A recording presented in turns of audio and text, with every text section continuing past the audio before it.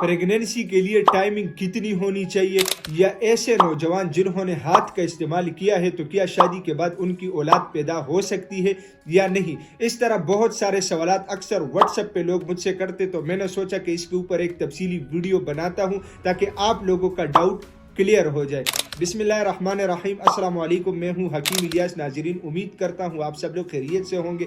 नाजरीन, आज का जो हमारा टॉपिक है ये इन दोनों सवालात के ऊपर है जो कि ऑलरेडी मैं आप लोगों के सामने पेश कर चुका हूँ। ज़्यादातर लोग सवाल करते हैं कि हकीम साहब प्रेगनेंसी के लिए टाइमिंग कितनी होनी चाहिए। तो सबसे पहले तो आप लोग ये चीज़ नोट कीजिएगा कि प्रेगनेंसी के साथ टाइमिंग का कोई ताल्लुक नहीं है।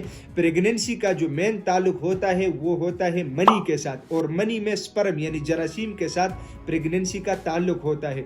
तो जब बंदा शादी करता है उसके बाद मतलब कुछ टाइम गुजरता है तो अगर कोई चांस प्रेगनेंसी का लगता है तो ठीक है, नहीं तो फिर बाद में लोग इसके लिए सीमन एनालिसिस टेस्ट करता है और देखता है कि मनी किस पोजीशन पे है, क्या उसमें मोटिलिटी कम है या एक्टिव जरासीम कम है या कोई और इशू है, तो वो इसके बाद देखा जाता है। तो इसलिए शादी से पहले कम से कम आप लोग इसके बारे में टेंशन ना ले।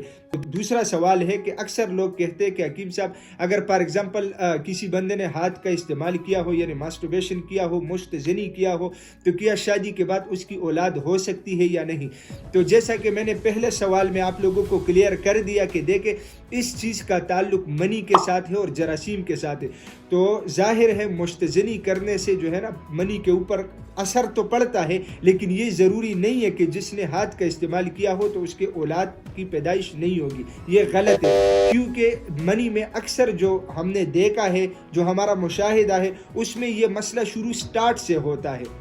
यानी ज़रूरी नहीं है कि सिर्फ मुस्तज़नी करने। मेरे साथ ऐसे बहुत सारे पेशेंट हैं जो इस बीमारी के शिकार रहे हैं। इलाज करने के बाद अल्हम्दुलिल्लाह, हालांकि हमने उसकी मुस्तज़नी की इलाज की थी, स्पर्म का कोई इलाज हमने नहीं किया था, लेकिन अल्हम्दुलिल्लाह अब उनके बच्चे भी हैं, ऐसी कोई बात नहीं है। हाँ, इसमें क्वांटिटी कम हो सकती है मनी की, या इसके अलावा इसमें पतलापन आ सकता है। बहुत सारे लोग ये भी सवाल करते कि हकीम साहब अगर मनी पतली है तो क्या प्रेगनेंसी हो सकती है। बहुत सारे पेशेंट मेरे पास इस तरह भी मौजूद है कि जिनकी मनी पतली है लेकिन उनके जरासीम बिल्कुल बराबर है।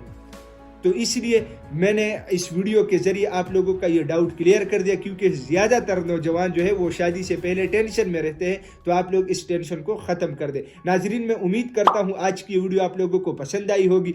अगर ये वीडियो आप लोगों को पसंद आई है तो उसे अपने दोस्तों के साथ ज़्यादा से ज़्यादा शेयर करें, और इसी चैनल को भी ज़रूर सब्सक्राइब कीजिएगा, क्योंकि इसी चैनल पर आप लोगों को हेल्थ के हवाले से मुख्तलिफ टॉपिक्स के ऊपर वीडियोज़ मिलती है। तो इंशाल्लाह मिलेंगे नेक्स्ट टाइम एक नए टॉपिक के साथ। तब तक के लिए मुझे इजाज़त दीजिएगा।